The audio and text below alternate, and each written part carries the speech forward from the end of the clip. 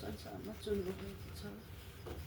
हामी साँच्चै नै प्रभु तपाईँलाई पाउनका लागि हामी कुनै कुरोले प्रभु पाउन सक्ने थिएनौँ, तर परमेश्वरको त्यो महान प्रेमले हामीहरूलाई संसारमा आफ्नो बनाउनु भएको छ र हाम्रो पाप धर्महरू ख्रीष्ट तपाईँको बलिदानले हामीबाट टाढो गरेर हामीलाई यस्तो जीवन दिनुभयो, जुन जीवन चाहिँ प्रभु पाप नगरेर अब पवित्र राख्नु, शुद्ध राख्नु अनि प्रतिदिन प्रभु तपाईँको आचरणलाई धारण गरेर जिउन हिँड्न अत्यन्त आवश्यक छ। प्रभु तपाईँ प्रभु जान्नुहुन्छ यो संसारमा पापै पाप छ।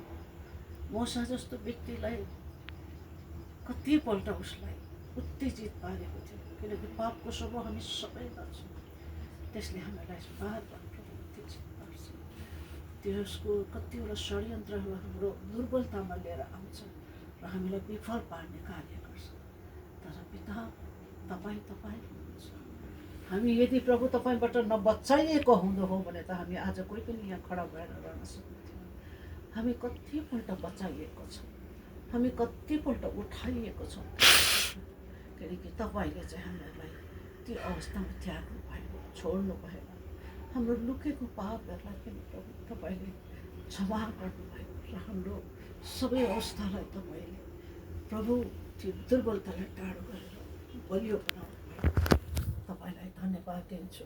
त्यो समय प्रभु मूसाको जीवनमा जुन घटनाहरू भयो, मूसा अत्यन्त तपाईँको बुलावटको जिम्मेवारीमा चाहिँ ऊ खटिरहेको थियो।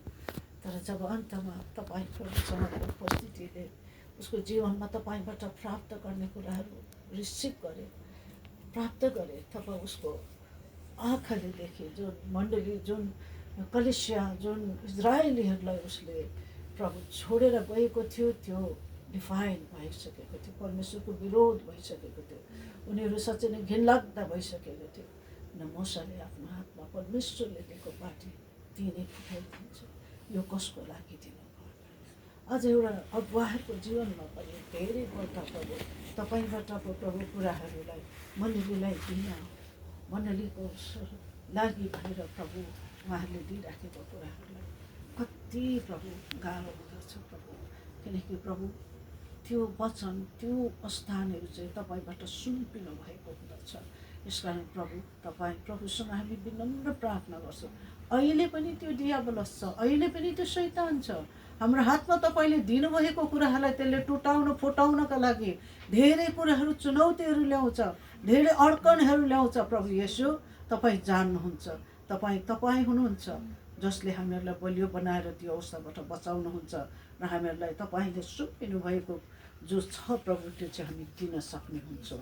र प्रभु हामीहरूलाई सहायता गर्न होस्। यो समयमा जति पनि प्रभु वचनहरू, जति पनि प्रभु तपाईँको शिक्षाहरू हामीले पाइराखेका छौँ हाम्रो गुरुबाहरूबाट, त्यो सबै हामीले आफूलाई र अरूलाई पनि हामी फैलाइँदै जान सकौँ, दिँदै जान सकौँ। प्रभु येशू तपाईँ चाँडै आउनु हुँदैछ।